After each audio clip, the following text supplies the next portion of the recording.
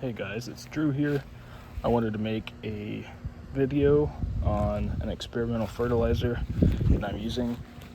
The reason why I'm looking at these bags here is because these bags are clam bags that clams are grown in. My family's in the aquaculture clam farming business, and for a little income, I patch and mend these bags, and all that is it's not a good example right here, but there will be oyster shell fragments like this that started to grow into the bag. Usually there's a lot more. I can't find some right here. Here's a good example.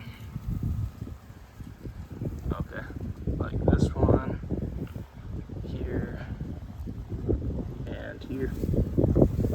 But removing those shells, as well as clam shells and any other organic matter and coral pieces, etc., that produces a waste when processing these bags. And I really enjoy thinking about how to divert waste streams and utilize them back into food systems. And so an experiment that I'm doing is, after I've patched quite a few of these bags, I collect the shell fragments and any other organic matter.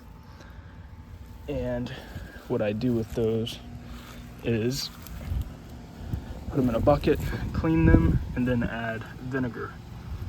And I just mixed up this. It's still fizzing a good bit, but as you can see, it's mostly oyster shell, clam shell, some other shell fragments, and vinegar, and there's a little bit of water here. But what that does is,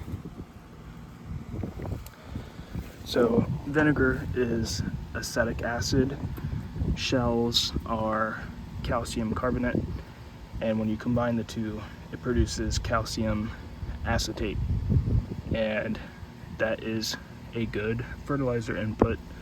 So calcium acetate is decomposed really easy by microbes, and it's an organic chemical, and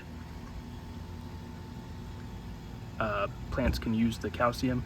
But addition that you can do is simply add some Epsom salts, and then you have a really good well-rounded calcium, magnesium, or commonly called CalMag fertilizer. So it's something really simple but interesting, and I'm excited to utilize this and see how it works. Of course, I'll be diluting this after a couple days of this sitting, but yeah, I'll probably add a little bit of Epsom salt. Yeah, pretty interesting idea. A lot of gardeners use eggshells, and if I get chickens, that's something that I'd have an abundance of, but right now I have oyster shells and clam shells, so just a little interesting thing I thought I'd share.